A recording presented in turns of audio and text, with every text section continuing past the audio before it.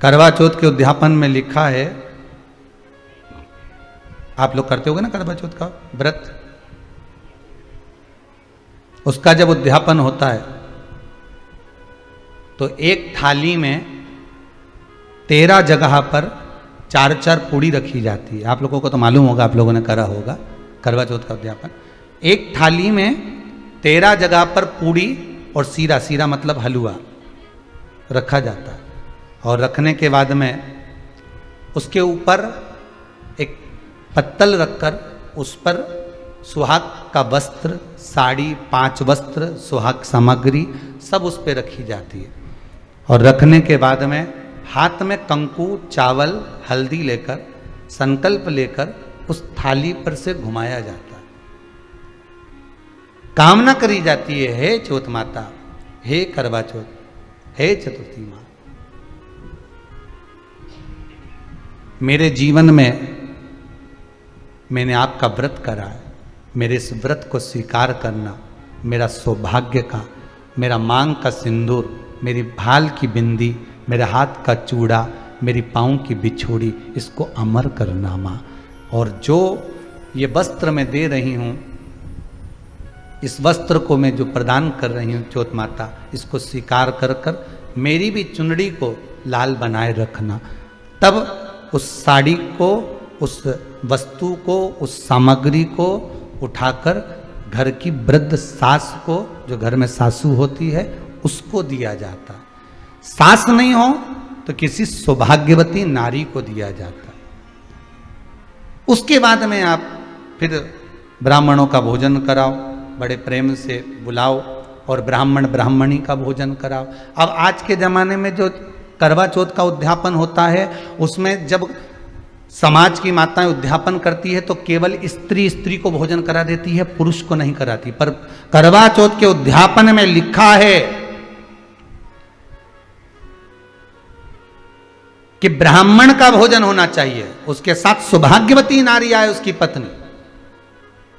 पर अपन ने तो सोचा कि चौथ माता का उद्यापन है तो केवल स्त्री को खिला दो, उद्यापन का पूर्ण फल मिल जाएगा। नहीं, करवा चौथ का उद्यापन करो तो भोजन करने उसको बुलाओ जो अपने घर का हो, उसको उद्यापन में नहीं गिनो। अपने घर के लोगों तो वैसे ही भोजन करेंगे, घर का व्यक्ति तो वैसे ही भोजन करेगा ना। पर अपन ने उन्हीं को गिना, ने हमारी बड़ी जीजी के गिन लो, ने छोटी जीजी के गिन लो, ने भांजी के गिन लो, ने उसके गिन लो, ने उसके गिन लो, ने 13-14 ऐसे इकट्ठा कर लिया, ने सब ये अपने इकट्ठे हो गए, ये तो अपने हो गए। ये तो तुम उद्यापन करोगे तो घर में इनको तो जिमाना ही पड़ेगा, क्योंकि तुम्हारे रिश्तेदार हैं। दूसरे को जिमा कर जब हम दान देते हैं, दान उसको लगता है जो दूसरे को दिया गया। कई लोग कहते हैं हमने बहन बेटी के दे दिया, तो बहन बेटी क्या दान लेती है? किस पुराण में लिखा है कि बहन बेटी दान लेती है? हमको वो भी बताना कि बहन बेटी दान लेती है, क्योंकि बेटी तो खुद कन्यादान में जाती है। बेटी का कन्यादान होता है, वस्तु का दान नहीं, बेटी खुद दान में दी जा रही है कन्यादान में। बेटी कभी दान नहीं लेती महाराज, बहन बेटियां कभी दान नहीं लेंगी। और बहन बेटियों को कह भी देना चाहिए, अगर भाभी बोले कि हमने जीजी को दान है, दान मान नहीं ले रहा है, देना हो तो ठाठ से हमारा हक दे रही हो। हम साल भर में आते हैं तो राखी पे साड़ी दे रही हो, ये हमारा हक है क्योंकि हमारे मकान में रह रही हो, हक दे रही हो, दान नहीं। दान देना है तो पंडित जी के दो, दान देना है तो ब्राह्मण को दो, गौ माता को दो। हम दान नहीं ले रहे, हम अपना हक मांग रहे हैं। ऐसे नहीं दोगी तो काले कोट वाले भैया से लिवाएंगे, हमारा कहीं जाए, तुम तो दान दो। अब तुम क्यों नहीं, तो तुम हम तो दान दे रहे हैं, बहन बेटी के दान दे रहे हैं, तो बहन बेटी कोई दान ले क्या? बहन बेटी के कई पड़े तुमसे दान मांगे। शास्त्र कहता है शंकर का प्रसाद रात भर नहीं रखा होना चाहिए। ये 16 सोमवार की कथा में भी लिखा है, संकट सोमवार की कथा में भी लिखा है। जो संकट सोमवार का उद्यापन करते हैं, शंकर की कथा को सुनते हैं, जो सोमवार का व्रत करते हैं, संकट सोमवार 16 सोमवार का व्रत उद्यापन करते हैं, वो कथा में पढ़ लेते होंगे कि शंकर का प्रसाद चूरमा हो, बेलपत्री हो, जो भी आप प्रसाद है शिव का, उसको रात भर ना रखिएगा। एक किसी माता जी ने एक प्रश्न किया था कि हमारे यहाँ कोई कह रहा था कि जब नारी गर्भ से रहती है तो उसको शंकर जी का पूजन नहीं करना चाहिए। तो उन माता जी से हमने लिख कर भेजा था कि हमको ये जरूर बता देना कि कौन से शास्त्र में कहाँ लिखा हुआ है कि शिव की आराधना ना करें। गर्भस्थ नारी भी शंकर की आराधना कर सकती है। सुहागन स्त्री को, सौभाग्यवती नारी को अगर वस्त्र देना है तो पूर्ण वस्त्र देना चाहिए। कभी साड़ी दे दी और चोली का कपड़ा नहीं दिया तो वो श्रेष्ठ नहीं है। अब कई माताएं तो कहती हैं गुरुजी साड़ी में ही आजकल वो कपड़ा लगाया आता है। भले लगा हुआ आता है पर साड़ी में सिला हुआ होता है, वो बना हुआ होता है, उसको अलग करना पड़ेगा। तो या तो तुम उसको पहले अलग करके लाओ फिर दो। पर कभी भी सौभाग्यवती नारी को एक वस्त्र मत दो, एक वस्त्र कभी नहीं देना है। पहले भी हमने एक बार कथा में कहा था, आज फिर कहते हैं, जो ये आप लोग एक नया पैटर्न लेकर आए हो ना, एक नया तरीका लेकर आए हो कि जैसे करवा चौथ का उद्यापन करा, तीज का उद्यापन करा, छठ का उद्यापन करा, या कोई भी उद्यापन माताएं करती है ना सोमवार वगैरह का, तो टीकी का पत्ता रख देती है, बिंदी रख देती है, सामान रख देती है, उसमें एक ब्लाउज का पीस रख देती है। दोष है। आपको अगर वस्त्र देना था तो वस्त्र पूर्ण 2 देना था। एक अकेला वस्त्र तो जब जीव के प्राण छूटते हैं तभी जाता है। अगर आपको ब्लाउज पीस देना है तो पहले उसको, उसके साथ में एक जो हाथ में बांधने वाली मोली होती है, लच्छा होता है, पहले एक हाथ की मोली उसके अंदर रखो ब्लाउज पीस के साथ में, तो वो 2 वस्त्र हो गए। पर एक नहीं कहलाएगा, फिर वो 2 हो गए। पर माताएं पॉलीथीन में जब पैक करती है ना, पॉलीथीन में जमा लेती है, उसमें टीकी का पत्ता रख लेगी, वो लगाने की रख लेगी, कुंकू रख लेगी, सब कुछ रख लेगी, पर वस्त्र एक रखेगी। उसमें मोली नहीं रखती है, वो कलेवा नहीं रखती, उसमें नाड़ा नहीं रखती उसमें। सौभाग्यवती स्त्री को अगर आप भोजन कराकर वस्त्र का दान कर रहे हो तो एक वस्त्र कभी सौभाग्यवती को नहीं जाता। वस्त्र जाते हैं तो 2-2, 5-2 ऐसे वस्त्र बढ़ते हैं महाराज। लहंगा है, वस्त्र आदि के, रुमाल आदि के, ऐसे 5 वस्त्र करे जाते हैं। यहाँ तक आज तक का प्रमाण है महाराज जी कि ये जो आप लोग जो रबड़ बैंड वगैरह देते हो ये अपनी जगह पर है, पर शास्त्र रीति तो यहाँ तक कहती है कि जो पहले साटन चलता था चोटी को गुथने के लिए, उस साटन की भी महत्वता थी महाराज। भविष्य पुराण को उठाइए और भविष्य पुराण को उठाकर देखिएगा, कभी मौका मिल जाए आपको और आपके पास में अगर भविष्य पुराण की किताब हो, पोथी हो, पुराण हो, तो उसको पढ़कर देखना एक बार। उसमें वर्णन आता है कि 5 वस्त्र में वो साटन भी गिना जाता है स्त्री के। कारण क्या था?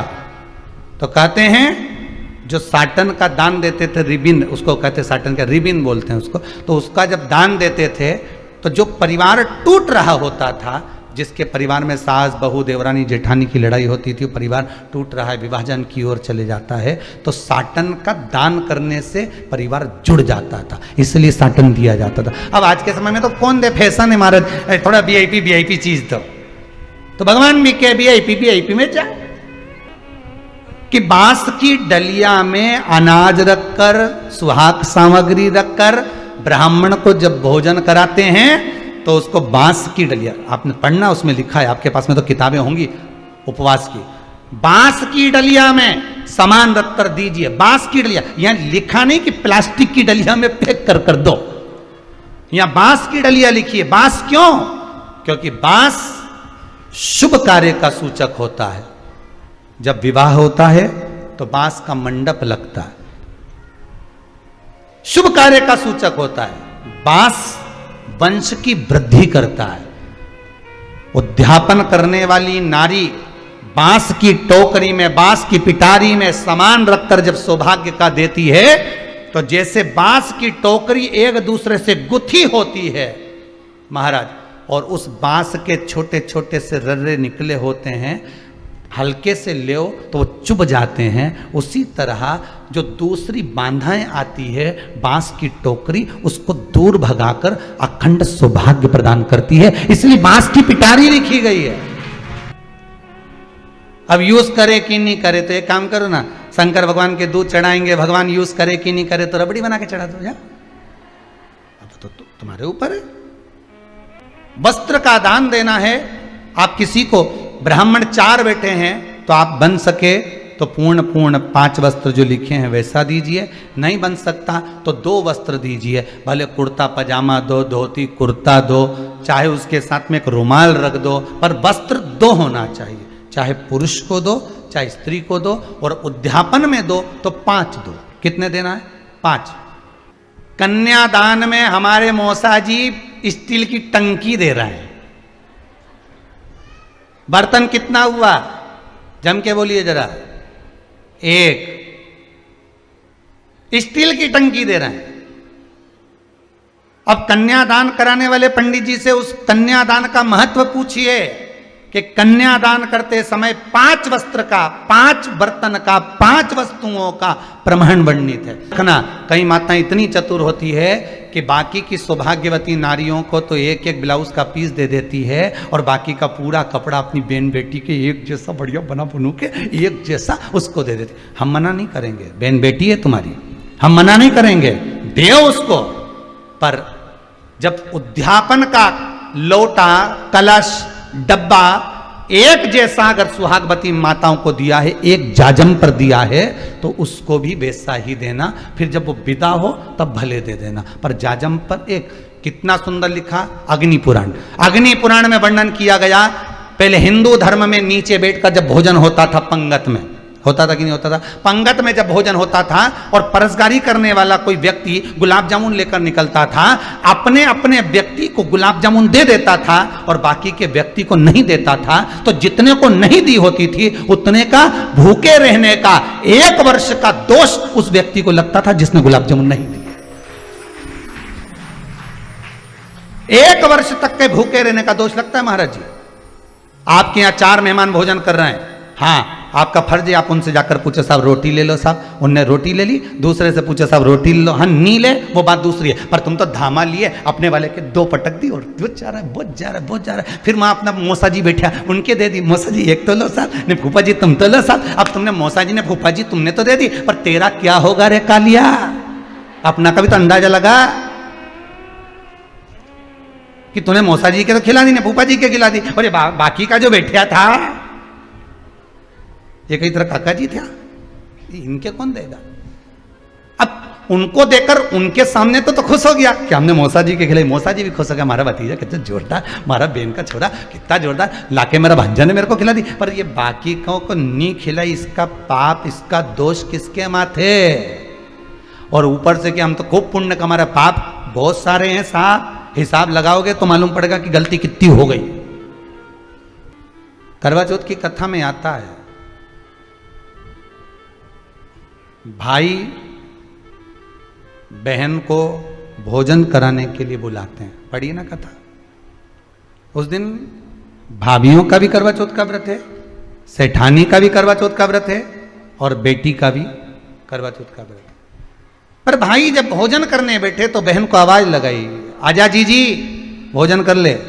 दीदी आओ भोजन करो। दीदी ने कहा नहीं, आज मेरा व्रत है, जब तक चांद नहीं देखूंगी तब तक मैं व्रत नहीं छोड़ सकती। चंद्रमा देख लूंगी, अर्घ दे दूंगी, पूजन कर लूंगी, तब मैं व्रत छोड़कर फिर भोजन कर लूंगी। भाई भोजन की थाली से उठे, भोजन की थाली से भाई उठे। सबने विचार कर लिया, एक काम करो, जीजी भोजन नहीं कर रही है, दूर जाकर वहां आग लगाओ, टेकरी के ऊपर आग लगाना, एक चलनी इतनी बड़ी ले जाओ, उस चलनी को दिखाना आग में। मैं जीजी से कह दूंगा, वो चांद निकल गए और जीजी अर्घ दे देगी, अर्घ दे देगी, भोजन कर लेगी। बेचारी कब की भूखी, सुबह से उसने कहीं खाया नहीं। ये व्रत वाले दिन सबको बहुत दया आती है, बाकी के दिन कहां चले जाते हैं? थोड़ी कथा तो थोड़ी तुमको लगेगी कि सियोर वाला महाराज बहुत आड़ी टेढ़ी बात है, अब लगे तो लग जाए। अपने कहीं चिंता नहीं, पर कथा जिस तरह से बाँचते हैं उसी तरह से बाँचेंगे। तुम्हें अच्छी लगे तो सुनो, नहीं तो रिमोट हाथ में धरा दादा पलटी दो, कहीं का दूसरा महाराज आर्या को ऊके सुन लो, उसमें कहीं टेंशन नहीं, अपने रत्ती भर भी हो, हाथ में ही रिमोट धरा है, वहीं की वहीं पलट दो जरा देर में। जिस दिन तुम्हारा व्रत होगा उस दिन पति के विचारन के इतना दया आए, तेरा व्रत है, ले कुछ खा ले। क्यों कर रही है? कौन ने कहा तेरे को गुरुवार का व्रत करने का? कौन ने कहा तेरे को सोमवार का व्रत करने का? कौन ने कहा तेरे को ये करने का? वो व्रत करे, ये तो व्रत करे ने भेरू का पारा चढ़े, ये समझ में नहीं आया। कौन किया तेरे को व्रत कर? कौन बोला? अब ले एक टाइम तो भोजन कर ले। अब कितनी दया आ रही के, और यूं रोज दुकान पे अकेला कचौड़ी खा के आ जाए तब नहीं बोले कि ले जाऊं, तब फोन लगा के बोल देता दुकान के कचौड़ी आई है ना मक्का की भुट्टा की, जोरदार बनी है, ले आऊं कि अभी आऊं मैं गाड़ी लेके। एक बार फोन नहीं लगाया कि एक बार लगा दे, अकेले ही निपटाया आया। ठेला पे जाके मीन क्या बोले, चाउमीन खाई गया, सब खा गया।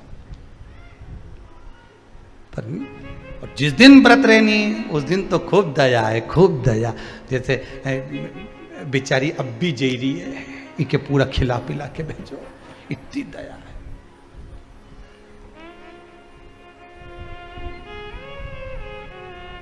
ये बड़ी बड़ी विचित्र बात होती है। इधर ये एक जगह पर कहीं गए थे, वो जजमान चले गए तो वो बहुत अच्छे परिचित थे, नहीं जाते तो अच्छा नहीं लगता। अब गए तो वहाँ पहुँचे तो वो बाबा जी को लिटा कर रखा था और घर की बहुएं आ रही थी और उनको दही पेड़ा मुंडा में खिला रही थी। अब मरा हुआ व्यक्ति मुंह में कैसे दही पेड़ा जाए, तो सब में भरता जाए, भरता जाए, भरता जाए, जो आए आंख में आंसू,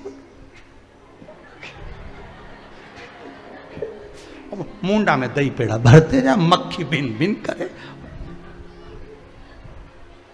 अब हमसे नहीं रिया तो हमने एक को कह दिया, तू मत खिलाना दही पेड़ा, पानी पिला के जा, तू क्यों खिला रहे? जिसको दही पेड़ा खिला रहे हो उसकी बात कभी सुनी तुमने? जब जब वो टोकरा, जब वो बुढ़ा व्यक्ति मिलता था, एक ही बात कहता था, गुरुजी 5 बहुएं हैं पर आज तक मुझे गरम रोटी नहीं दी और मरने के बाद दही पेड़ा खिला। अब दया आ रही है भाइयों को। करवा चौथ की कथा बहुत ज्ञान की कथा है। कभी माताएं तो आप तो पढ़ती होगी, वो चलनी में मुंडा देखने से पहले तो पढ़ी जाए, उसके बाद मुंडा देखा जाए, उसके बाद मुंह देखे चलनी में, ने तिलक करें ने फिर आरती उतारे। ये तो सब बात का छत के ऊपर का ये सारा प्रोसेस बात का, पर नीचे तो जब तुम पूजन करो तो उस समय पे किताब पढ़ने पड़े और उसमें लिखा ने भाई उनके दया आ गई, दया आई तो बहन के खाना खिलाने के लिए ने चलनी में वो आग जलाकर दिखा दी। तो इतने में बहन ने अर्घ दिया तो भाभी उन खड़ी थी, हाथ जोड़कर कहा, जी तुम्हारे भाइयों ने तुम्हारे लिए वहां आग लगाई है और चलनी में मुख दिखा रहे हैं, मत अर्घ दो, ये झूठा है अर्घ, तुम ये चांद नहीं है भाभी। जी मानो तो ननंद को समझाया, पर प्रेम इतना ज्यादा था भाई बहन का, सुनी नहीं। कभी कभी भाभियां ननंद को समझाती हैं, क्यों लड़ कर वापिस आ जाती हो? तो नंदों को लगता है हमारी भाभी तो हमारा पक्ष ही नहीं ले रही, पक्ष नहीं ले रही, तुम्हारे को जोड़ना चाहती है भाभी, इसलिए करे जी जरा सी बात में दौड़ के मायके मत आया करो। भाभियों को ननंद बुरी नहीं लगती, पर कभी कभी जब वो बोलती है तो तुम्हारा घर जोड़ने की बात करती है, तोड़ने की नहीं। पर हमको लगता है कि भाभी तो हमसे जलती है, हमको तो कह रही कि वहीं पड़े रहो, भरे जूता खाओ, कुछ भी करो, पड़े रहो। पर शास्त्र भी तो कह रहा है कि किस्मत में अगर सुख लिखा है तो सुख मिलेगा और किस्मत में दुख लिखा है तो दुख मिलेगा। थोड़ा सा एडजस्टमेंट करना पड़ेगा।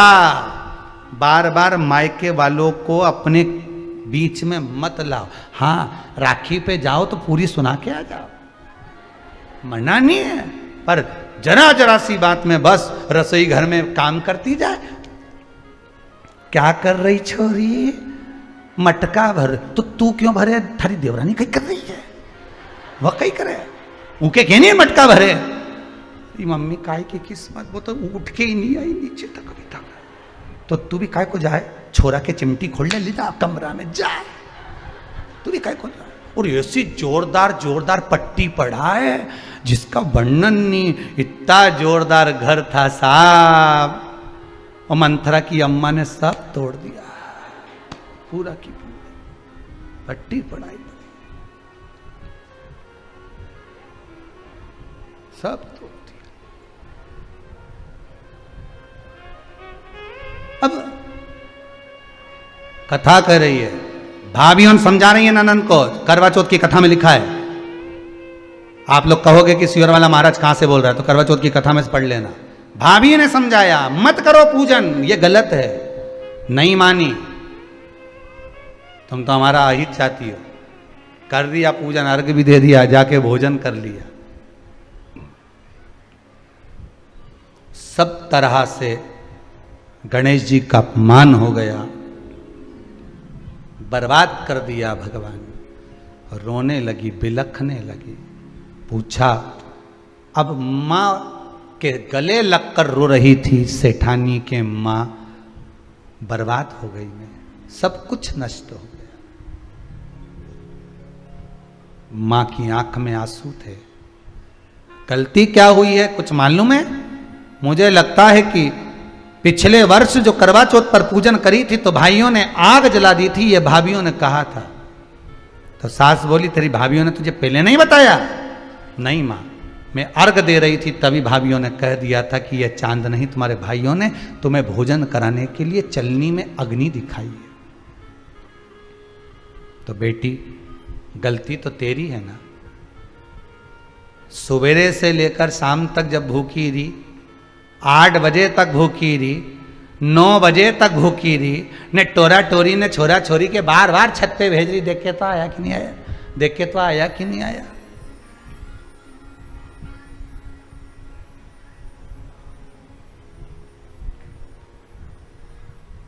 एक न्यूज चैनल पे आ रहा था, एक न्यूज चैनल वाला किसी का इंटरव्यू ले रहा था। उससे पूछा, भैया व्रत आपका है कि आपकी पत्नी का है? पत्नी का है। तो आप बार बार उठ के छत पे क्यों जा रहे हो? चांद देखने के लिए। अच्छा, तो व्रत पत्नी का है तो चांद देखने तुम क्यों जा रहे हो? सुबह से मुझको भी कुछ नहीं दिया है, इसलिए भगवान से प्रार्थना कर रहा हूं जल्दी निकल जा दादा। मैंने कहा था मेरे लिए कुछ बना दे, तो क्या अकेले के लिए काय को बनाऊं? इसलिए दोनों का शाम के साथ में बनाएंगे। तुम व्रत तूने अपमान कर दिया गणेश जी का। ऐसा पिछली बार गलती हो गई मुझसे, वो गलती कैसे स्वीकारूं मैं, कैसे कैसे सुधारूं मैं? कैसे गलती को संवारूं? गलती को सुधारने के लिए मट्टी के करवे के साथ में शक्कर का करवा रखा जाता है। ध्यान दीजिएगा, शक्कर का करवा जानते हो? वो मीठा जो करवा होता है, मीठा जो करवा होता है वो कब प्रयोग में करा जाता है? या तो पहली बार करवा चौथ का व्रत उठाते हैं उस समय पर, या फिर उद्यापन के समय पर, या फिर कोई गलती हमसे हो गई तो मिठाई का जो शक्कर का, शुगर का जो करवा होता है उसको भरा जाता है कि मेरे से पिछले वर्ष जो गलती हो गई, क्या गलती हो गई भगवान, बस उस गलती को संवारने के लिए उसको भर दिया जाता है। मिलता है बाजार में, आपने देखा कि नहीं देखा वो पता नहीं, पर मार्केट में आता है शक्कर का करवा, शुगर का करवा, वो भरा जाता है। गलती भाइयों ने भी कर दी। कभी कभी हमारी सहानुभूति, कभी कभी हम दूसरे को समझाने के चक्कर में अपना तत्व दिखाने के लिए गलती कर जाते हैं, अपना तत्व दिखाने के लिए। 16 सोमवार का उद्यापन कब होता है? प्रदोष काल में, शाम के समय। हम पूजन करने कब बैठ जाते हैं? दोपहर में 12 बजे, 1 बजे। हरतालिका तीज की पूजन का पहली पूजन कब होती है? प्रदोष काल में। प्रदोष की बात करते रहो। कई लोग पूजन कर लेते दोपहर में 2 बजे, चाय पीना पड़ेगी, भूख लग रही है, कुछ खा लूंगी, मना नहीं, पर समय का भी तो भान करो। दुकान खुलने का भी एक समय होता है 8 बजे, दुकान बंद करने का समय होता है 10 बजे, कथा का समय होता है 2 बजे से 5 बजे तक। सबका एक समय होता है कि इतनी बजे से इतनी बजे तक रहेगा। उसी तरह हर पूजन का विधान है, समय है। सुबह 4 बजे से लेकर रात्रि के चंद्र आए जब तक आप भूखे रहते हो करवा चौथ के दिन। फिर जल्दी किस बात की है? क्यों इतनी जल्दी है? वहां जाओ, वहां देख के आओ चांद आया कि नहीं, वहां जाओ, वहां देख के आओ चांद आया कि नहीं आया। अगर भगवान को दर्शन देना है और तेरे व्रत में अगर प्रबलता है तो भगवान तो छत के ऊपर पर आकर खड़ा हो जाएगा। तो विश्वास तो रख, भरोसा तो रख। पर विश्वास ही नहीं, भरोसा ही नहीं, तो कहां प्राप्त होगा? कैसे प्राप्त हो? हम उपास तो कर रहे हैं, ऐसा कोई व्यक्ति नहीं जो व्रत नहीं करता, उपास नहीं करता, व्रत धारण नहीं करता, करते हैं, पर एक विश्वास नहीं जोड़ पाते। हमारा भरोसा नहीं रहता उस दिन। एक दिन तुम बिना खाए पिए, बिना पानी पिए, बिना राल मुख में लिए एक दिन रहकर बताए कोई? बहुत कठिन है। जिस दिन आप किसी व्रत को उठाओ, शिव पुराण की व्रत शिव पुराण कथा कर रही है, जिस दिन आप पशुपति व्रत उठाओ, सोमवार व्रत उठाओ, मंगलवार, एकादशी, कोई भी व्रत अगर आप उठा रहे हो तो सबसे पहले जाकर अपना जो परिंदा होता है ना, पानी का मटका, पानी का स्थल, पानी का जहाँ जल भरते हो, पात्र भरते हो, वो स्थल जो होता है ना, उस स्थल के पास में खड़े हो, हाथ जोड़कर निवेदन करो अपने पूर्वजों से कि मान लो अगर मेरे व्रत में कोई त्रुटि होती है, मेरे व्रत में अगर कोई गलती होती है, तो हे देवादिदेव महादेव, हे मेरे घर के पूर्वज पितर, जितने मेरे कुल देवी कुल देवता आहूत वास्तुक जो भी हैं, आप उस व्रत को संभाल लेना, मेरी गलती को आप सुधार देना। उनके पास जाकर क्यों कहना चाहिए? क्योंकि वो हमारे बुजुर्ग हैं, बड़े हैं, हम उनसे छोटे हैं, हम छोटे हैं। माफी मांगने में, सॉरी कहने में, क्षमा मांगने में कभी पीछे मत हटो। कई माताएं तो बड़ी और चतुर होती हैं महाराज। हरतालिका तीज का व्रत आता है या करवा चौथ का व्रत आता है तो रात्रि को एक बार 3 बजे उठ के अच्छे से खा पी लेती है। बेटियों को उठा देंगी, बहुओं को उठा देंगी, माता उठ जाओ, जल्दी उठो, चाय बना लो, जल्दी से टोस्ट लिया, बिस्कुट लिया, ये लिया, वो लिया, और सब रात्रि के सुबह तो कि मम्मी अभी तो 3 बजे, 4 बजे ब्रह्म मुहूर्त लग जाएगा, खा लो, खाओ। और हरतालिका तीज का व्रत सुबह से चालू हो, मालूम पड़े करवा चौथ का व्रत सुबह से चालू हो, और ये सब रात के 2-2:30 बजे बेचारा पति तो सो ही दिया, और ये सब निपटा निपटूली, और सवेरे उठते से ही आज तुम्हारा मुंडा सुखी रिया। अब पति बोले तो आज व्रत है ना तुम्हारा। अब उसको क्या मालूम कि बेचारा वो तो सो ही रिया था, नहीं 3 बजे तो मिक्सचर सेव सब निपटा गई, पराठे बने के रखे थे वे भी खा गई। सुबह डब्बा देखा कि गाय की रोटी देना है तो एक नहीं मिली, आधी रात के 3 देवरानी जेठानी सब खा गई सब। और वो के बाद भी कह रही 1-2 और बना के धर देती ना, अपन रात के तो अच्छा रहता, तो रात के धर देती तो और वो खा जाती है। और करा है शिव व्रत, करो, बोलते जाओ जरा जल्दी। कोई आपसे प्रश्न कर लेगा कि आप हर साल करवा चौथ का पूजन करती हो, चलनी में मुंडा भी देखो है, चलनी में मुख भी देखती हो, दिया भी लगाती हो, करवा भी भरती हो, पूजन भी करते हो। तो सबसे पहली करवा चौथ की पूजन करी किसने थी? तो शास्त्र कहता है सबसे पहली करवा चौथ की पूजन माता द्रौपदी ने करी थी। किसने करवाई थी? तो कहा भगवान कृष्ण ने करवाई थी। क्यों करवाई थी? तो कहा अर्जुन द्रौपदी को छोड़कर नीलगिरी पर्वत पर तप करने चले गए थे। घोर तप अर्जुन ने करा। अब अर्जुन ने तप करा तो इसको द्रौपदी को कहीं से सूचना मिल गई कि दुर्योधन ने अपनी 2 अक्षौणी सेना अर्जुन को मारने के लिए भेजा है। अब व्यक्ति अगर नेत्र बंद करके बैठा है, साधना में बैठा हुआ है, तप में बैठा हुआ है, अपनी भक्ति में बैठा हुआ है, और कोई आया पीछे से और उसने वार कर दिया, तो किसको मालूम पड़ेगा? कौन जानेगा? अब अर्जुन अगर तप साधना में बैठे हुए हैं और द्रौपदी का पति अर्जुन अगर तप साधना में बैठा और पीछे से अगर दुर्योधन आक्रमण कर रहा है 2 अक्षौणी सेना के साथ, तो कौन जान सकता?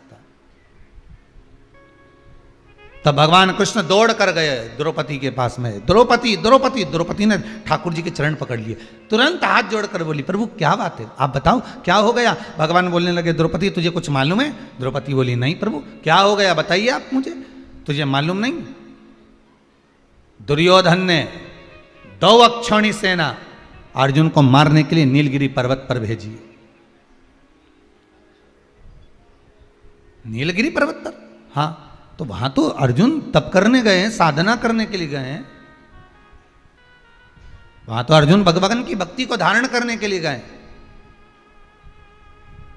तो द्रौपदी ने कहा, अर्जुन अगर भगवान की भक्ति को धारण करने के लिए गए हैं और दुर्योधन ने अगर सेना भेज भी दी है, तो क्या मेरे पति की रक्षा वो परमात्मा नहीं करेगा, जिसका वो स्मरण कर रहा है, जिसका वो पूजन कर रहे हैं, जिसकी वो भक्ति को धारण कर रहा है?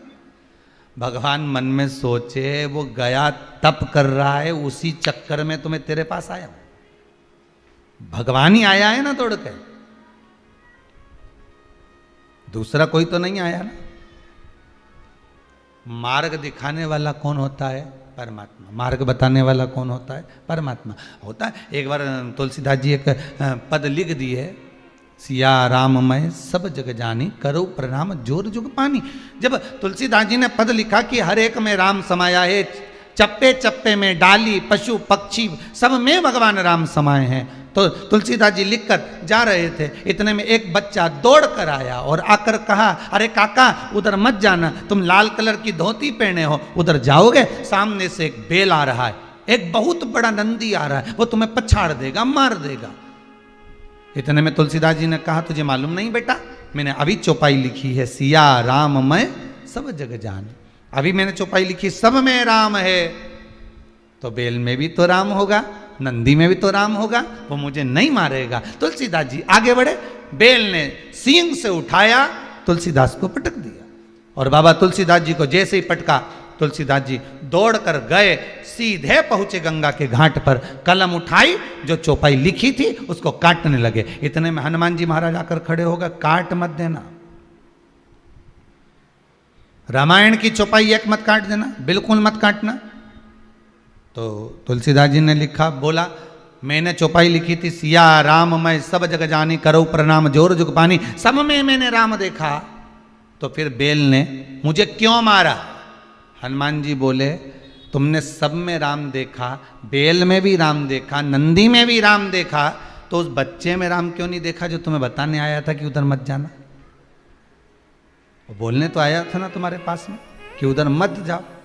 भगवान अपना असली रूप रखकर कभी तुम्हारे सामने नहीं आता। अगर भगवान असली रूप रखकर आ जाए, 4 हाथ लगाकर, सुदर्शन चक्र लेकर, त्रिशूल लेकर भगवान तुम्हारे पास में आ जाए और आकर तुरंत तुम्हारे सामने खड़ा हो जाए, तो तुम तो सोचोगे कहीं नाटक वाला आ गया, 10 रुपये निकाल के पर्स में से लाओगी और तुरंत दे दोगी, ए बाबा लो 10 रुपये लो, चलो यहाँ से बढ़ो। तो भगवान कभी ऐसा रूप रख कर, असली स्वरूप में तो भगवान आता ही नहीं है। भगवान तो आपका कोई अपना बनकर, कोई रिश्तेदार बनकर, जब तुम्हारा कोई काम अटका हुआ है और वो काम तुम्हारा तुरंत हो गया, किसी के माध्यम से हो गया, तो उसको धन्यवाद देना परमात्मा को कि तू रूप रखकर आ गया, तूने स्वरूप बदल लिया, आज कार्य को सफल कर दिया। आपको लगेगा मेरे चाचा जी के लड़के ने करा, मेरे मौसा जी के लड़के ने करा, मेरे काका जी थे, वो तो फोन उठा लिया उनने और जरा सी देर में ब्लड की व्यवस्था कर दी। वो तो मेरी जीजी बहुत अच्छी है, बुरा वक्त में हमारे सामने आ जाए। वो तो हमारा काका का छोरा ऐसा, एक फोन लगाऊं ने तुरंत आ जाए। हो वो काका का छोरा नहीं आ रही है, वो जीजी नहीं आ रही, न बुआ आए, न जीजी आए, न काका आए, न नाना आए, न पापा आए, न बुआ आए। ये तो वो इशारा करता है, पुतले की तरह उठाकर तुम्हारी को नचाता है और तुम्हारे पास भेज देता है। और उसका ऐसे तो तुम फोन लगाओ तो उठाए नहीं, पर एक जरा सा कुछ हुआ और तुमने फोन लगाया ना, डॉक्टर उठा ले तो तुम्हें लगे कि लगे, नहीं तो डॉक्टर सबके तो लाइन लगी रहे, उनके पास तो काम कितना। और एक फोन करा मैंने और जरा से मैं उठा लिया, उनने बता दिया और मेरा बेटा ठीक हो गया। मतलब वो है जिस कामना से सेना गई थी दुर्योधन की। कहते हैं द्रौपदी ने जब व्रत धारण कर लिया था और जो सेना कामना लेकर गई थी कि अर्जुन को मार देना है एकांत में, मालूम पड़े अर्जुन जहाँ तप कर रहे थे वहाँ किसी प्रकाश को देखा गया, इतना तेज प्रकाश था कि उस प्रकाश की गर्मी जो होती है, प्रकाश होता है तो गर्मी होती है, पर उस प्रकाश की ठंडक इतनी थी कि जितने अर्जुन को मारने के लिए गए थे वो सब की सब वापिस आ गए, पुनः वापिस। अगर पेट दुखता है आपका, सिर दुखता है आपका, शरीर में कष्ट होता है आपको, तो आप डॉक्टर के पास जाते हो, वो दवाई भी लिख देता है, उसके बाद भी आप पूछते हो कि नहीं पूछते कि मैं खाऊं क्या क्या। तो डॉक्टर को भी थोड़ी सी तो मुस्कुराहट आई जाती होगी, हंस भी देता होगा कि पेट दुख रहा है तो खाने की क्या जरूरत है, ये दवाई दी है या खा ले। पर नहीं, ये तो सब अलग प्रसंग है, ये तो सब अलग बात है। पर डॉक्टर से तुम पूछती मैं क्या क्या खाऊं, तो डॉक्टर बोला हल्का हल्का खाओ, एकदम लाइट लाइट। तो इसने सोचा हल्का कैसे होगा, तो फिर इसने सोचा पानी तो ठीक है, पानी हल्का होता है, पर पानी से हल्का क्या हो सकता है। तो उसने सोचा इस पे तेल डाल के देखता हूँ। पानी पे तेल डाल के देखा तो तेल हल्का हो गया, मतलब पानी पे तेरे तो हल्का। अब इसने सोचा तेल से हल्का क्या हो सकता है, रोटी बने तो भारी पड़े, पराठा बने तो भारी पड़े। तो इसने रोटी की लोई बना के उसको बेल के पूड़ी जैसा तेल में डाल दिया। अब पूड़ी तेल के ऊपर तेरे, तो पानी के ऊपर तेल तेले तो तेल हल्का, और तेल में पूड़ी तेरे तो पूड़ी हल्की। तो इसने सोचा इससे जोरदार हल्की चीज कुछ नहीं। तो अपनी पत्नी से कहा सुन, डॉक्टर साहब बोले हल्का खाना है, डॉक्टर साहब बोले हल्का खाना है। तो पत्नी बोली मैं तुम्हारे लिए थूली बना लूँ, तो दलिया थूली, वो गेहूँ पीसी हुई, तो थूली बना लूँ। पति बोला मूर्खों जैसी बात करेगी, थूली तो भारी होती है। तो क्या भारी कैसे होती है, कि बना के देख अच्छा। अब उसने थूली बनाई। अब पति ने कल ला जरा कटोरा में दूध लेकर आ, और कटोरे में दूध लाई, जो थूली डाली तो थूली नीचे बैठ गई। ये देख भारी है कि। अब मैं तुझे हल्की चीज बताता हूँ, चल। अब एक चम्मच तेल ला, हाओ, कटोरा में पानी ला, पानी के ऊपर डाला तेल, देख हल्का है कि नहीं तेल, हाओ। अब इसी तेल में अब तू पूड़ी तल, रोटी बनाकर उसको तल, तो क्या देख ऊपर तैर रही कि नहीं तैर रही पूड़ी, बस ये सबसे हल्का, ये मुझे खाना। पत्नी भी माथा पकड़ के बैठ गई, पक्का बेहरू है। अब हल्का, इससे हल्का कहाँ ढूंढोगे। पत्नी की तो इच्छा रहती है कि जितने जन्म लूं आप ही मिले, पर कभी कभी पति से भी पूछा जाए कि जितने जन्म ले उतनी बार ये जगदम्बा मिले, तो भगवान भी कह देगा मिलेगी तो यही, पर थोड़ी डिजाइन चेंज कर दूंगा। तो फिर पति भी बोला डिजाइन भले मत चेंज कर जे, पर इसका बुद्धि चेंज कर, और कहीं नहीं चाहिए, डिजाइन तो चलेगी यही है। ये है अच्छी, ठीक है, कई दिक्कत नहीं है, बहुत बढ़िया काम भी सब करे ने, पूरा परिवार के संभाल के चले ने, आगे आगे बढ़ के करे ने, कोई नहीं करे ने, 10-20 का खाना अकेली बना ले, ये अकेली खिला दे, दमदार है, बाजार भी अकेली चली जाए, सब कुछ अच्छा है, इसमें कोई कमी नहीं है, एक रत्ती की कमी नहीं इसमें। फिर क्या दिक्कत है, बस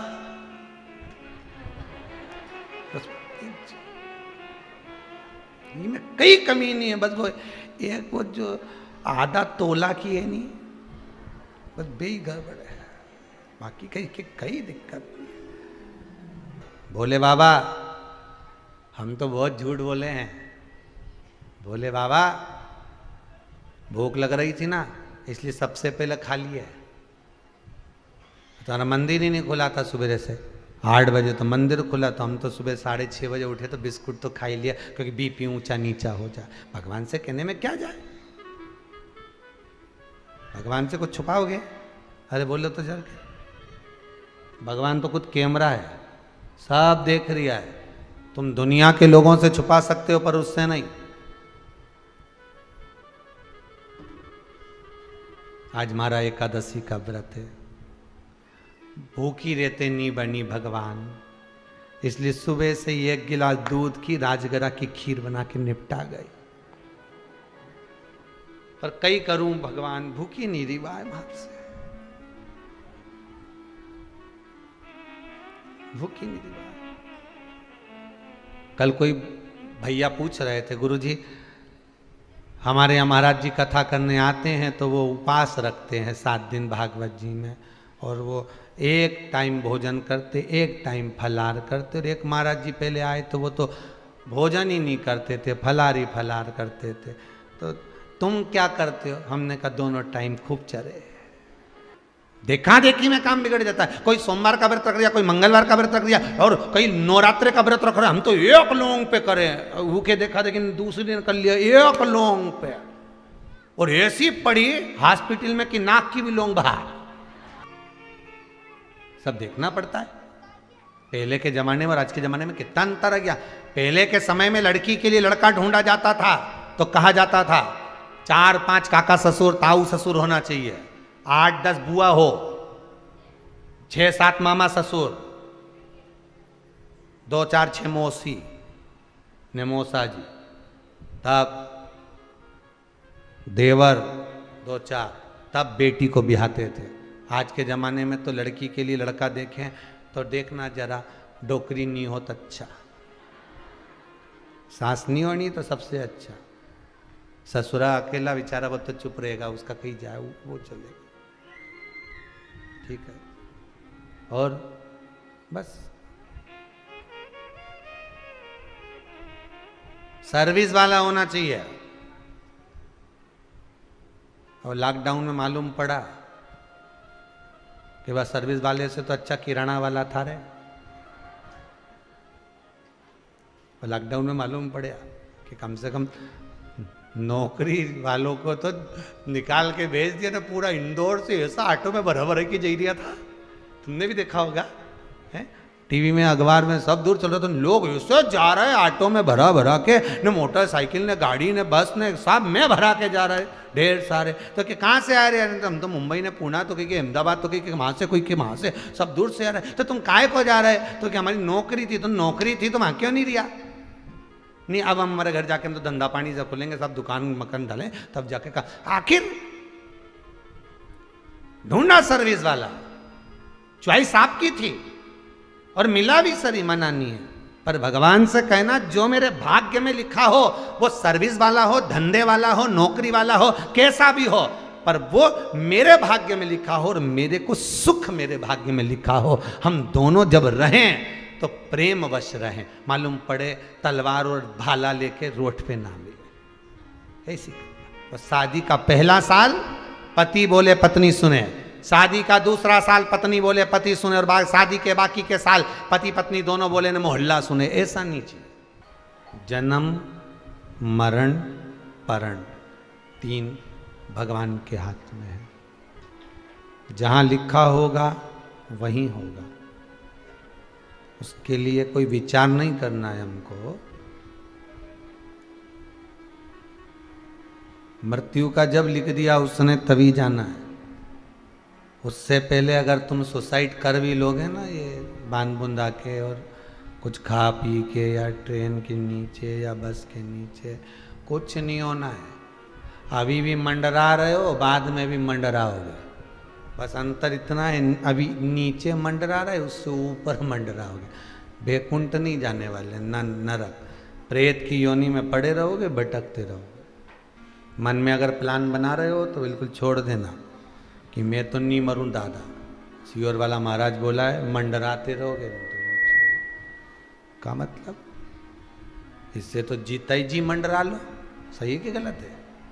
कभी इधर कभी उधर, काय को मारे, जीते जी भी मंडरा होते मर। तो इसलिए निवेदन है, फालतू का काम तो करना ही नहीं आपने। किसी किसी के साथ ऐसा होता है, माता पिता से झगड़ा कर कर बेटी किसी अन्य वर से विवाह कर लेती है, या बेटा उस कन्या से विवाह कर लेता। खूब समझाया माता पिता ने, खूब समझाया गुरु ने, खूब समझाया रिश्तेदारों ने, मत कर, पर नहीं माना। किस्मत में लिखा था, कर लिया, और मालूम पड़े 2 साल बाद दोनों अदालत में फिर खड़े। अब हमें को रहना ही नहीं साथ। इस कथा को कई लोग सुनते हैं तो गलत विचार कर लेते हैं कि पार्वती जी ने भी जिद करी थी शंकर जी को पाने की और उनसे विवाह किया था, तो मैं भी जिद करूं। नहीं, पार्वती शंकर को अपना पति बनाना चाहती थी, तुम ये संसार के व्यक्ति को अपना बनाना चाहती हो। उसमें और शंकर में अंतर है, हो समझ लेना जरा अच्छे से।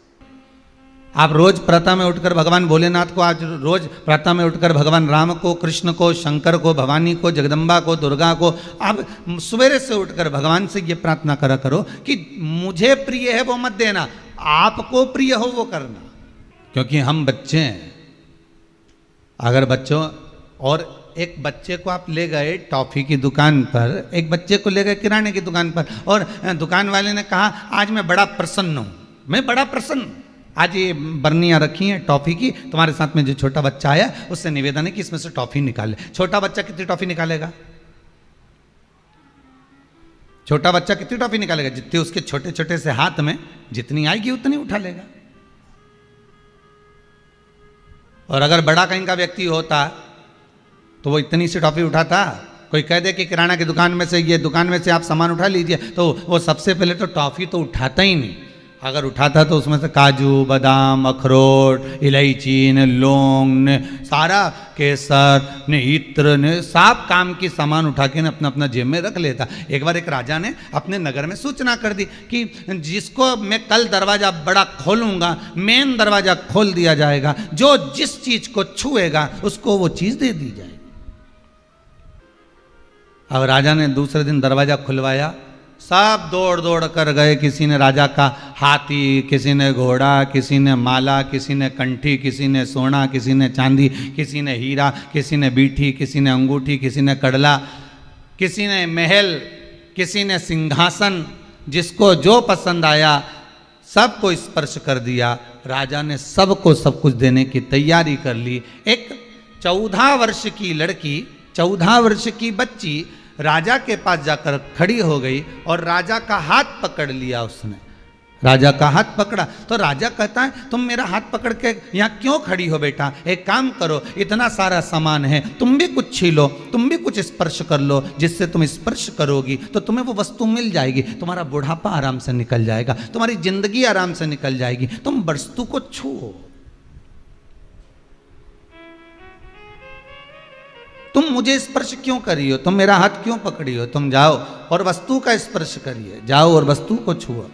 वो 14 साल की बच्ची ने राजा से कहा महाराज, अगर हाथी को छूंगी या सोने की माला को पकड़ूंगी या हाथ के कड़े को पकड़ूंगी या पाँव की पायल को पकड़ूंगी या हीरे के मुकुट को पकड़ूंगी तो ये हीरे का मुकुट तो 2, 4, 8 साल में, 10 साल में, 20 साल में, 25 साल में, 15 साल में बेच बेच कर खा जाऊंगी। पर आपका हाथ इसलिए पकड़ रखा है, जब राजा ही मेरा हो जाएगा तो ये वस्तुएं तो खुद मेरी हो जाएगी। संसार का हर व्यक्ति वस्तु पकड़ने का प्रयास कर रहा है, संसार का हर व्यक्ति वस्तु छूने का प्रयास कर रहा है। हे भगवान, मुझे इतना बड़ा प्लाट है उसमें मकान बना दो, हे भगवान मुझे कहीं से मकान दिला दो, हे भगवान बहू को छोरा हो जाए, हे भगवान ऐसा हो जाए, हे भगवान वैसा। भगवान से हम जो मांग रहे हैं केवल हम वस्तुओं को छू रहे हैं, पर हमने भगवान से ये नहीं कहा। भगवान बोले बाबा बहुत दिन हो गए, तुम मेरा घर का रास्ता भूल गए हो, चलो आज कुबेर भंडारी, एक कुबेरेश्वर महादेव, बहुत दिनों से तुम यहाँ रह रहे हो, एक काम करो ना, अब हमारे घर चलिए, हमारे पास चलिए, चलो अपन अपने घर चलते हैं, थोड़ा दिन अब हमारे यहाँ पर निवास करना, चलो हमारे साथ। कभी हमने शंकर से कहा, कभी हमने राम से कहा कि बहुत दिन से अयोध्या में रह लिए। ओरछा की रानी, ओरछा में निवास करने वाली वो रानी भगवान राम के मंदिर पर अयोध्या में जाती है और अयोध्या में जाकर कहती है मुझे राम को लेकर जाना। अब राम को लेकर जाना है तो राम कहाँ मिलेंगे? कुछ नहीं खाया अयोध्या की उस ओरछा की रानी ने, भोजन तक नहीं किया, पानी नहीं पिया, अयोध्या के सरयू के घाट पर बैठी रही, भगवान से विनय करती रही कि मैं तुम्हें लेने के लिए आई हूं ओरछा में। भगवान प्रकट हो गए। क्या चाहती हो रानी? रानी कहती है तुम्हें अयोध्या से छोड़कर ओरछा चलना है। ओरछा हम क्यों जाएं? हम यहाँ के राजा हैं। रानी कहती चिंता मत करो, वहां के भी राजा बना देंगे आपको, आप तो चलो। हम चलेंगे तो सही, पर हमारी मूर्ति को तुमने कहीं रख दिया तो वो उठेगी नहीं। ठीक है, रानी गोदी में लेकर भगवान राजा राम को लेकर चली, ओरछा में पहुंची। नगर में खूब आतिशबाजी हुई, खूब नगर में डोंडी बंधी, खूब उत्साह हुआ कि आज रानी भगवान राम को लेकर आ गई, आज अवध का राजा, आज ओरछा का राजा बन रहा है।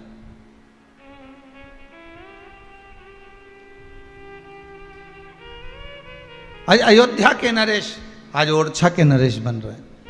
और रानी लेकर आई, राजा से कहा मेरे को बहुत जल का प्यास लगी है, आप इस राघव जी को गोदी में ले लो। राजा ने गोदी में लेने की जगह उनको सामने एक खिड़की थी, उस खिड़की में विराजमान कर दिया और उसमें एक स्थान, एक आलय में विराजमान कर भगवान रह गए। उठाया, उठे नहीं, चलाया, चले नहीं, बस रानी ने कह दिया यही अवध के नरेश सब यहीं रहेंगे, ये कहीं नहीं जा सकते। अयोध्या के राजा राम ओरछा के भी राजा राम बनकर विराजमान हो गए। निर्मल मन सो मोहि पावा। समझने वाला व्यक्ति कुछ भी समझे, पर आपकी वाणी की मिठास तब पूर्ण होना चाहिए। अब समझने वाला तो कुछ भी समझ जाता है। एक दो व्यक्ति जा रहे थे, बेचारे ठंड का समय था, बहुत तेज ठंड पड़ रही। अब ठंडी इतनी पड़ रही और बेचारा पीछे वाला तो हवा में बच जाए, पर जो आगे बैठा था उसको तो बेचारे को ठंड लगे। अब वो पहना था कोट, अच्छा बढ़िया कोट, अब कोट तो पहना था पर उसकी बटन नहीं लग रही थी। अब इसने सोचा क्या करूं, सामने से हवा आ रही, करा क्या जाए। तो इसने बेचारे ने पीछे वाले का कहना माना और इसने कहा कि एक काम कर, कोट को उल्टा पहन ले। अब ये गाड़ी रोका, रोक के कोट को निकाला, निकाल के कोट उल्टा कर लिया। तुमने भी देखा होगा, कोई कोई पहन लेते। अब आगे से प्लेन हो गया, पीछे से बटन हो गई, कोट उल्टा। 8-10 किलोमीटर चले थे और पत्थर पे गाड़ी चढ़ गई, दोनों नीचे फिका गए। अब दोनों नीचे फिकाए तो कुछ गांव के लोग वहाँ के मोहल्ले के आ गए, आते से इन्हें उठाया, उठाते से इन्होंने बेचारा जो गाड़ी चला रहा था इसको देखा, देख के सब की सब घबरा गए। बेचारा बताओ, वो पीछे वाला तो ठीक है पर आगे वाले की तो मुंडी बेचारे की उल्टी हो गई। अब सारे ने मिलकर एक विचार करा, अपन ने अपनी जिंदगी में कोई पुण्य नहीं करा, पर आज एक पुण्य करेंगे, इसकी मुंडी सीधी कर देंगे, इसका जो मुंह है वो सीधा करना है। तो 4 ने तो नीचे से पकड़ा और एक ने जो मुंडी घुमाई, अभी तक तो जिंदा था, बापड़ा निपटी गया। ले कल कोई माता जी कह रही थी कि गुरुदेव हमने गुरुजी से मंत्र लिया था। अब समझना, ये कथा और ये कथा एक ही, उसको समझ कर जरा दिया। हमने गुरुजी से मंत्र लिया था, हमने कहा ठीक है। फिर अब गुरुजी ने इतना बड़ा मंत्र दिया, इतना बड़ा मंत्र दिया कि वो हमको याद करते भी नहीं हो रही है। तो क्या हम दूसरा गुरुजी से मंत्र ले लें क्या? हमने कहा ऐसा तो कहीं लिखा नहीं है कि भाई गुरु तुम 2-4 बना लो। हाँ, दत्तात्रेय भगवान के 24 गुरु का वर्णन है। नहीं, हमने तो एक महाराज जी से पूछा था, उन्होंने कह दिया था कि पीपल का पत्ता पे वो गुरु जी का नाम लिख लो, उसके पानी में छोड़ दो, गुरु मंत्र गया। हमने कहा ऐसा कैसे गया भाई? ऐसे तो तुम गुरु जी को उठा के पानी में छोड़ दो, गुरु जी गया। ऐसे कहने से तुम्हें किसने अकल दी है, बुद्धि, कि पीपल का पत्ता पे न गुरु जी का मंत्र लिख लो, ने नाम लिख लो, ने वो के पानी में बहता पानी में छोड़ दो, ने मंत्र गया, तो समझ लो बस दूसरा गुरु जी का मंत्र ले लो। हमने कहा इतना बड़ा मंत्र है, ठीक है, जो गुरु ने दिया गुरु जी के पास जाओ और उनसे निवेदन करो कि हमको छोटा मंत्र दे दो, गुरु जी छोटा दे दे। गुरु जी हरतालिका तीज का व्रत इतना भारी होता है, करवा चौथ का व्रत इतना भारी होता है, तीज का व्रत इतना भारी होता है कि हम कुछ भी नहीं खाते, यहाँ तक कि मुख में जल भी आता है ना तो उसको भी हम निगल नहीं सकते। और शास्त्र कहता है कि हरतालिका तीज का उद्यापन तो पहले होता ही नहीं, एकादशी का तो हो जाता है, पर हरतालिका तीज का जो व्रत है इसका उद्यापन तो ना तो पहले होए और इसका उद्यापन ना 13 वर्ष के पहले होए। इसका उद्यापन तो जब तक कन्या हो, चाहे स्त्री हो, चाहे नारी हो, चाहे पुरुष हो, हरतालिका तीज का अगर उसको उद्यापन करना है तो 13 वर्ष तक तो आपको व्रत करना ही पड़ेगा, उसके बाद ही इसका उद्यापन होता है। पर यदि आप उद्यापन कर रहे हो और आपका मन है कि मुझे उद्यापन करना ही है, तो 13 वर्ष तक जिस भाव से आप भगवान का व्रत कर रहे हो, साधना कर रहे हो, स्मरण कर रहे हो, उसी भाव से आप उसको करें। हरतालिका तीज का पूजन व्रत कुंवारी कन्या कर सकती है, शादी होने के बाद भी नारी कर सकती है, अंतिम अवस्था तक प्राण छूटे तब तक हरतालिका तीज का व्रत नहीं छोड़ना चाहिए। एक व्रत हमेशा याद रखो, एक एकादशी और एक हरतालिका। हाँ, इतना जरूर है, ज्यादा शरीर बेकार हो गया, बुढ़ापा आ गया, शरीर नहीं साथ दे रहा, तो कुछ फल खा लो, कुछ चाय, दूध, जूस आप लेकर कर लो। इतना भी नहीं बने, शरीर बहुत ही बेकार हो गया, तो आप एक समय फल का फलहार धारण कर लो, ठीक है। पर हरतालिका व्रत करने वाली माताएं भले उद्यापन कर दे तो उस व्रत को थोड़ा हल्का कर लो। उद्यापन करा मतलब तुमने व्रत को हल्का कर लिया, थोड़ा हल्का कर सकते। हरतालिका तीज का जो व्रत का उद्यापन करते हैं उसमें 5 चीज रखते हैं ना, 5 कपड़े स्त्री के, 5 कपड़े पुरुष के, 5 तरह का अनाज, 5 तरह का फलहार, 5 तरह का फल।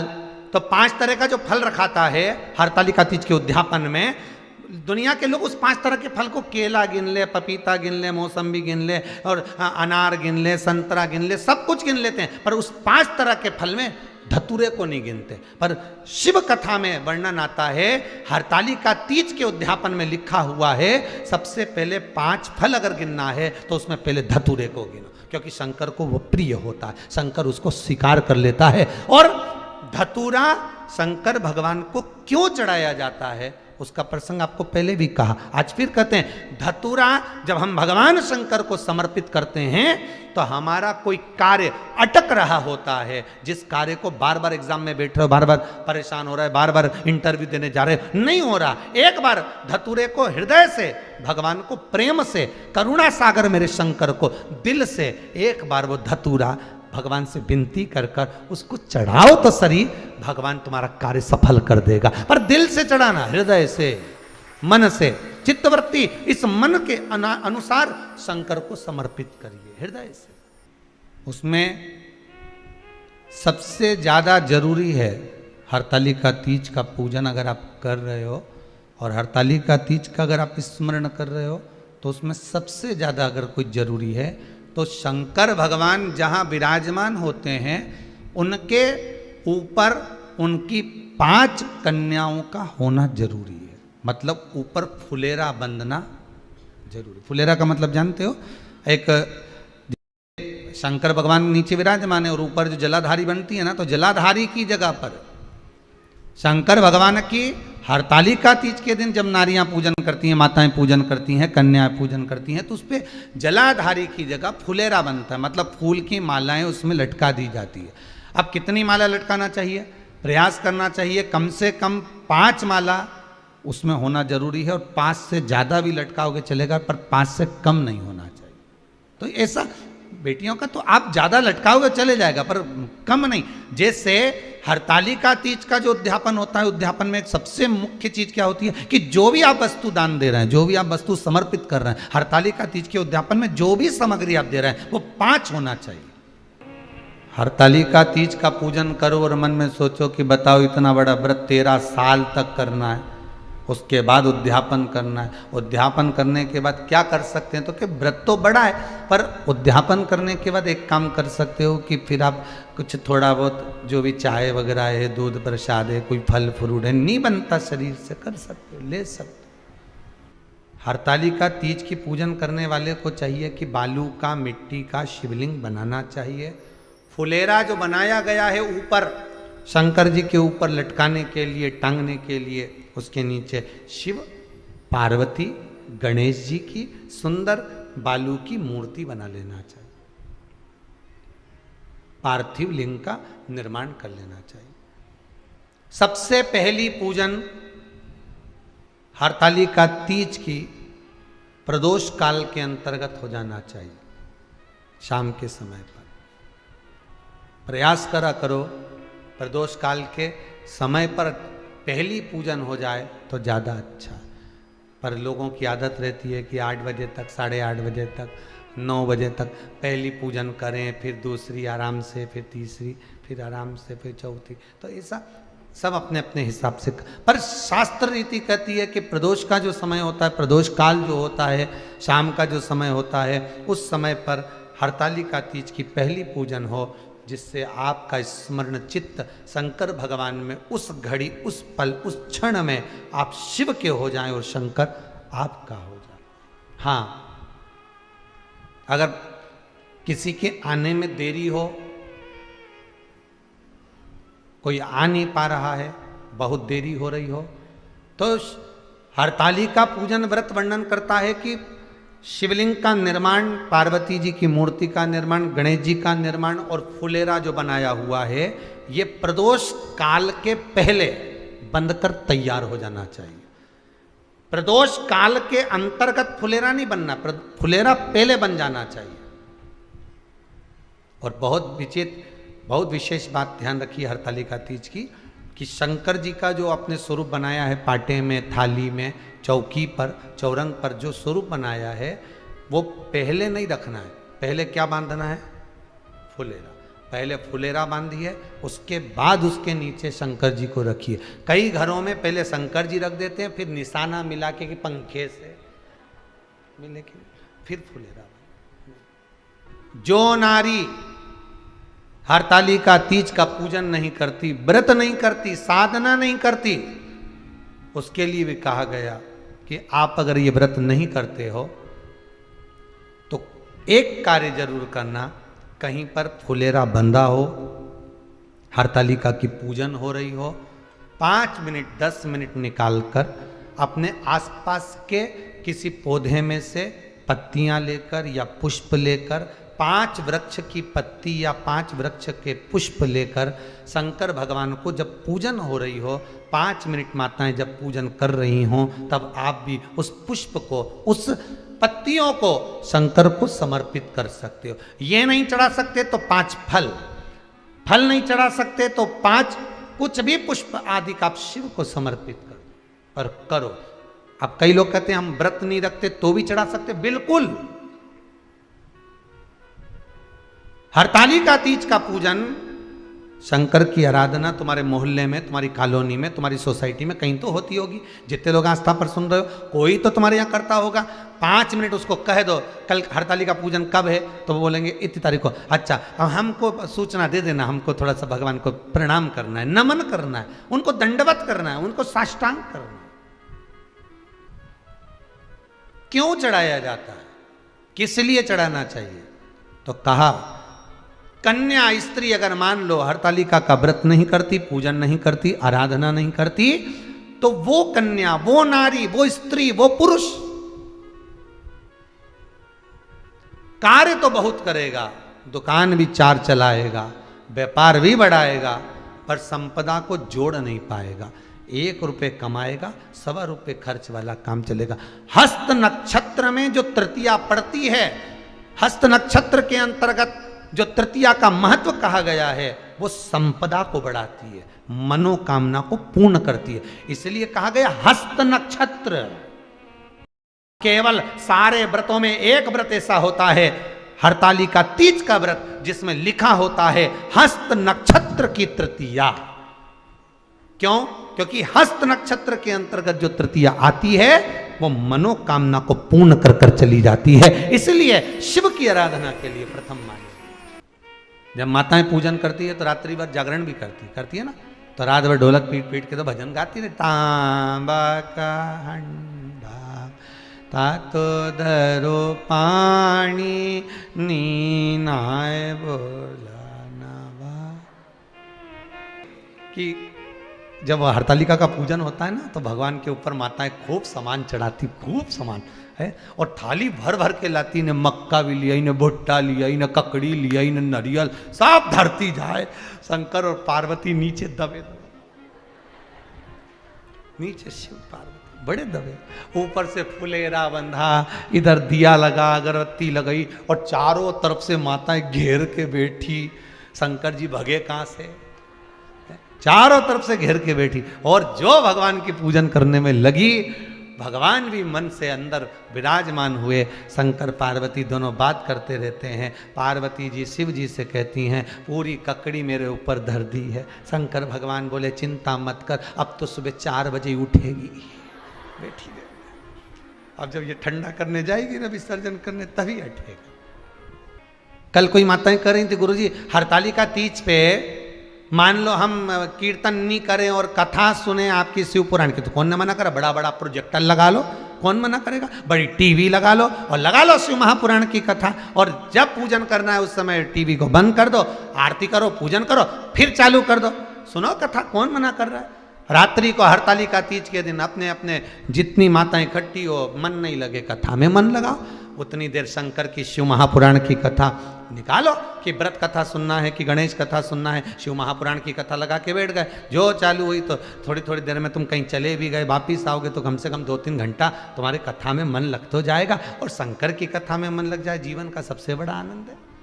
और मान लो गुरुदेव हमारी कॉलोनी में, हमारी सोसाइटी में, हमारे मोहल्ले में कहीं हरतालिका व्रत हो ही नहीं रहा हो, कहीं फुलेरा बंधा ही नहीं हो, तो शंकर जी के जितने मंदिर होते हैं कहीं ना कहीं तो फुलेरा बनता होगा शिव जी के ऊपर, तो वहाँ जाकर भी आप समर्पित कर सकते हो। पर प्रयास करना कि उस दिन शिव जी के ऊपर फुलेरा होना चाहिए, जलाधारी नहीं। व्रत टूटता कब है? व्रत आपने करा, अचानक कब टूट गया? जब कोई अपना पोता पोती नाती रिश्तेदार आया, लो दादी मुंह में, तुरंत उसने एक टॉफी देखे चले गया, तुम्हें ध्यान ही नहीं रहा आज तुम्हारी एकादशी थी। जब मुंडा में टॉफी चली गई तब याद आई एकादशी थी। अब छोरा ने खिला दी, मैं कहीं करूँ, अभी गई भी शरीर मुंडा में लेके कुल्ला भी करके आई, पानी भी सब ढोल की आई, पर अब वो अपने ही था, प्रियता था, इसने ही था, टॉफी चली गई। दूल्हे को हमारे यहाँ कहते हैं बना, दुल्हन को कहते हैं बनी। दोनों में ही नहीं बने तो समझ लेना काय का बना और काय की बनी। दोनों में बने तो समझ लो बना और बनी, नहीं तो इसका कोई मतलब, इसका कोई महत्व नहीं। आज का दूल्हा घोड़ी पे बैठ के जाए, रथ पे बैठ के जाए, वो नंदी पे बैठ के गया। जरा अंदाजा लगाइए दिमाग में, बुद्धि में, कि बारात पार्वती जी की कितनी जोरदार निकली। दूल्हा बैठा नंदी पे, नंदी पे भी बैठा तो सीधा नहीं बैठा, औंधा बैठा, उल्टा। नंदी का मुंह इधर, शिव जी का मुंह उधर। किसी ने पूछ लिया तुम सीधे क्यों नहीं बैठ रहे? शंकर भगवान बोले आगे से नंदी देखेगा बारात, पीछे से हम देखेंगे, गड़बड़ तो नहीं हो रही, इसलिए हम उल्टे बैठे। अच्छे अच्छे ब्यूटी पार्लर वालों को सूचना दी गई कि इनके केस सुलझाओ।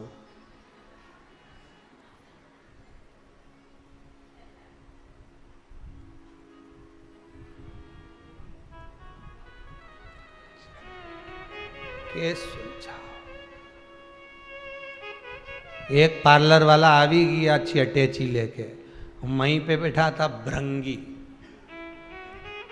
5 आंख से जो देखा तो देखते से ही बोला हमारे भी धागे से बना जाना।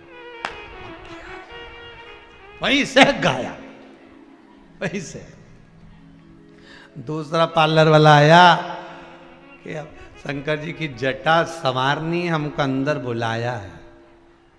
तो इतने में नंदी बोले चले तो जाओ, पर पांव पे नहीं आओगे, तैरते हुए आओगे।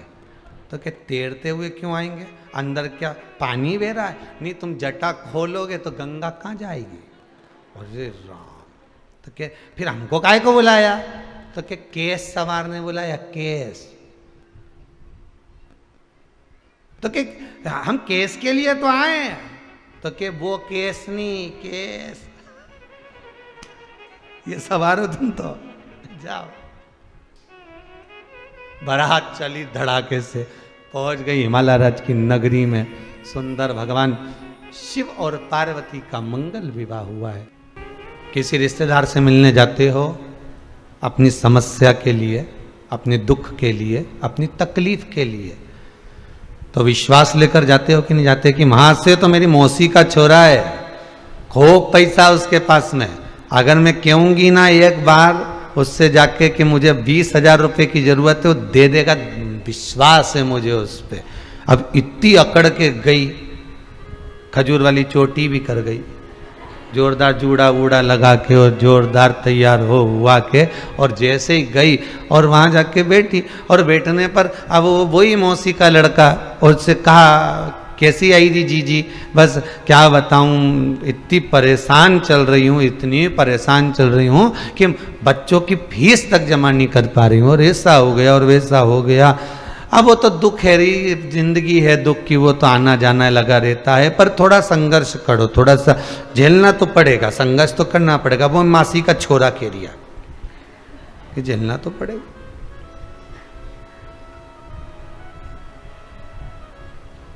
अब मैं कहीं से व्यवस्था कर रही हूं बच्चों की फीस जमा कर हो जाए, उसके लिए कहीं से 10-20 हजार रुपये मिल जाए। फिर उसने, संसार में कौन देगा किसी को? मौसी का लड़का कह रहा है। और किसी के यहां जाके कहना भी मत बोल, इसलिए तो मैं कहीं नहीं गई भैया, तेरे पास में आई हूं। तू मेरी मासी का छोरा है, खूब अच्छा तेरा कमाई धंधा पानी चल रहा है, बच्चों के 20,000 रुपये फीस के जमा करना। तू पहले बोल देती मेरे को फोन लगा के, मैं तेरे को भेज देता, पर अभी कली सारा की सारा घर का बीन के और एक मकान ले लिया। अच्छा, कुछ नहीं बिल्कुल। अब तो इतना विश्वास लेकर, इतना भरोसा रखकर, इतना विश्वास रखकर, इतनी अकड़ कर तो मौसी के छोरे के यहाँ गई थी। ऐसी अकड़ कर, ऐसी विश्वास लेकर, वो एक खजूर वाली चोटी कर कर दमदारी से मेरे देव अधिदेव महादेव के पास जाती तो कुछ तो निर्णय दे देता हूं।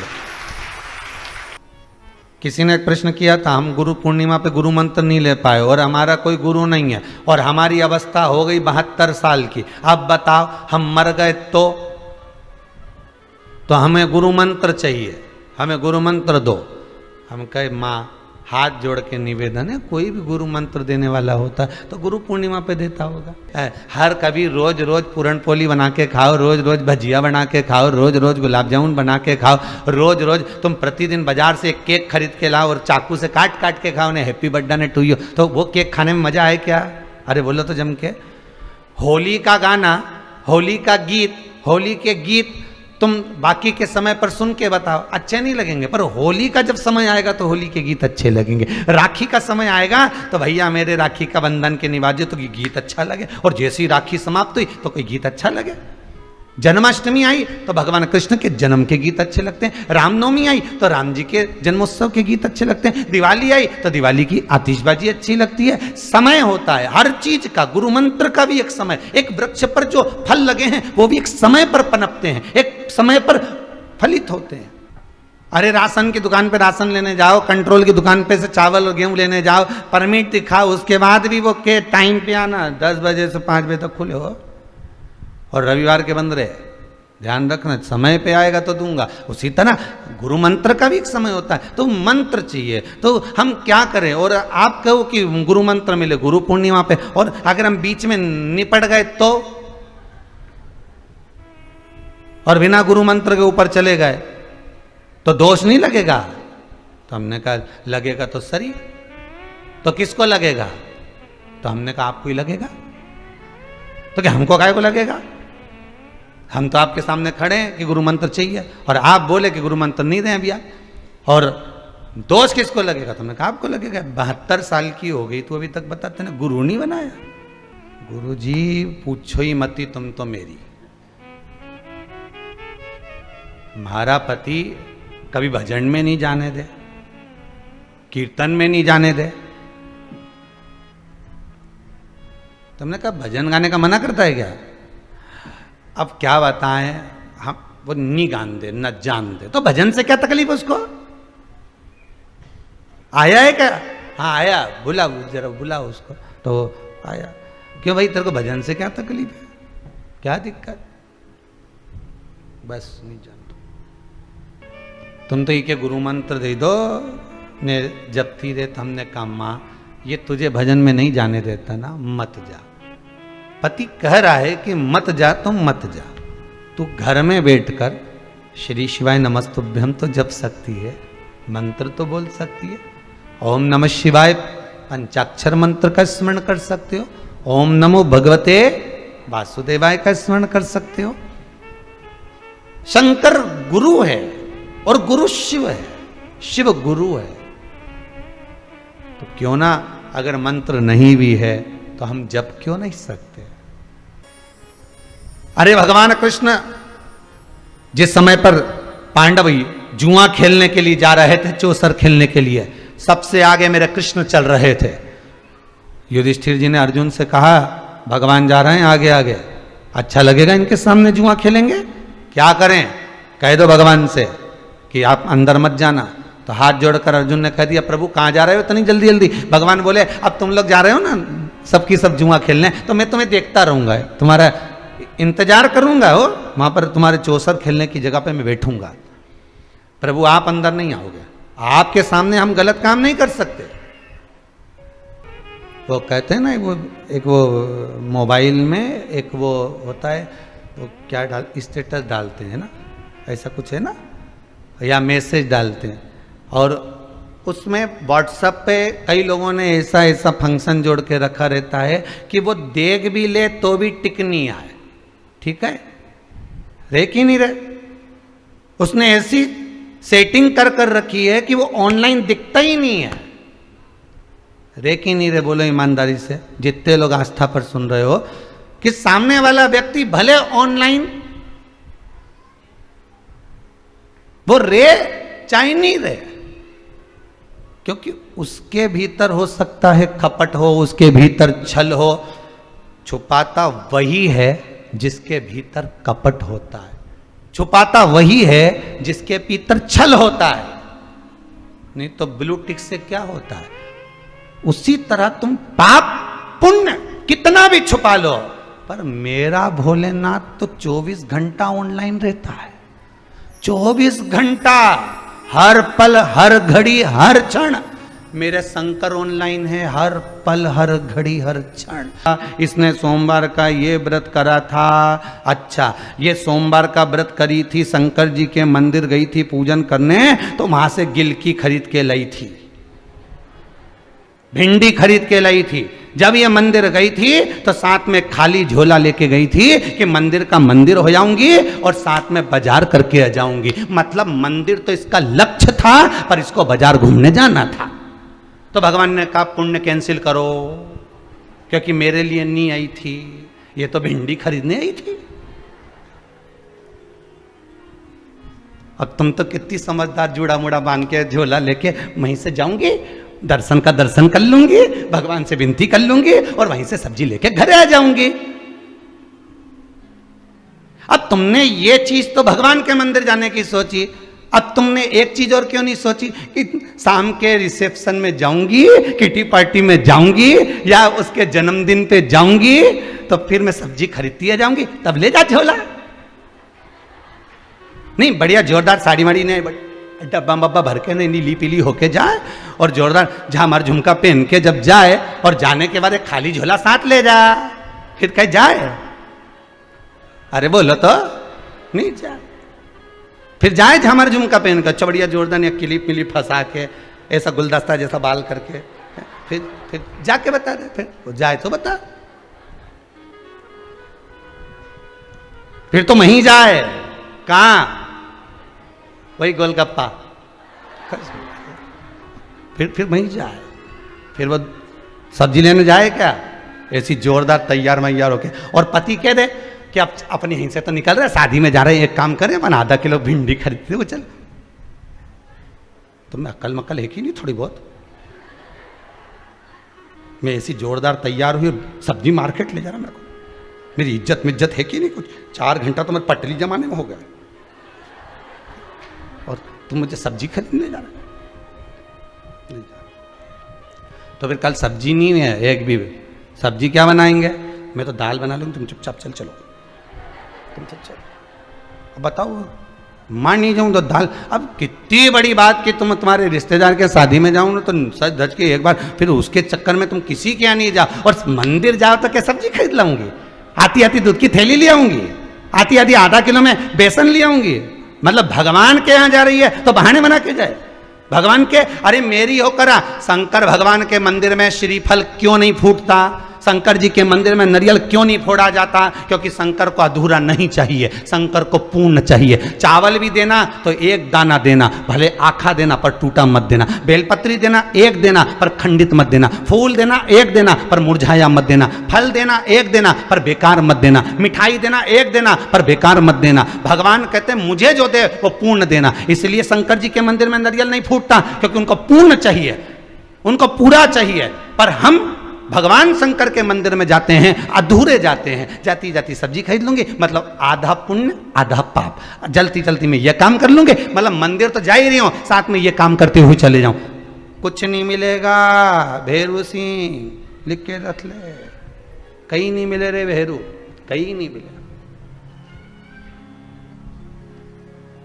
हिसाब लगा कर रखी है, कहां से प्राप्त होगा? और हिसाब लगाया मैंने तो इतना पुण्य करा। अरे भले तुम कितना भी छुपा के रख लो, पर वो तो पूरा ऑनलाइन है रे, एक एक चीज का हिसाब रखेगा। तुम्हारी ब्लू टिक से क्या होगा?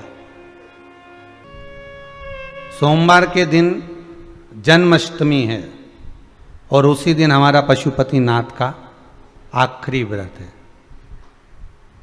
हम तो बीच में अटक गए।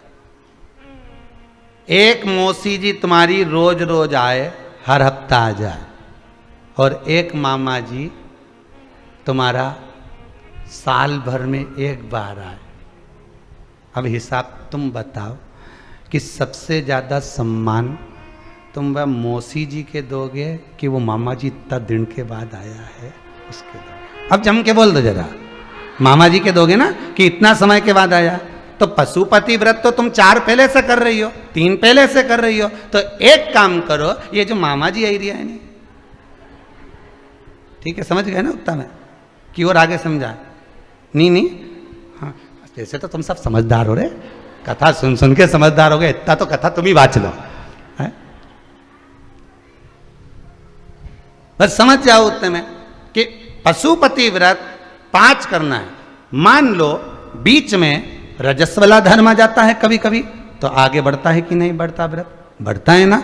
तो पशुपति व्रत का मतलब यह है कि आप शंकर के पूर्ण हो या फिर कृष्ण के पूर्ण हो। आप जन्माष्टमी का व्रत करना है, भगवान आए हैं, जन्माष्टमी का व्रत कर रहे हो तो पूर्ण तरह से जन्माष्टमी का व्रत करो। सोमवार पशुपति व्रत अगले सोमवार कर लूंगी, बाबा कराएगा। हो सकता है जिस कामना से तुम पशुपति व्रत उठाई थी वो कामना पूरी होने में थोड़ा समय लग रहा होगा, तो भगवान ने कहा थोड़ा रुक जा, एक व्रत और आगे बढ़ा ले। ये भगवान करा रहा है, नहीं तो भगवान को क्या पड़ी थी ने सोमवार के जन्माष्टमी कराने की? व्रत करो तो श्रेष्ठता से करो, पूर्ण समर्पित होकर। शंकर भगवान को पूरा नारियल चढ़ता है, टूटा हुआ नहीं, फूटा हुआ नहीं, पूर्ण चढ़ता है शंकर भगवान को कि पूर्ण दिया, अधूरा नहीं। फल भी दिया तो पूर्ण दिया, अधूरा नहीं। शिव को फल भी टुकड़े होकर नहीं चढ़ते, शंकर को पूर्ण फल चढ़ता।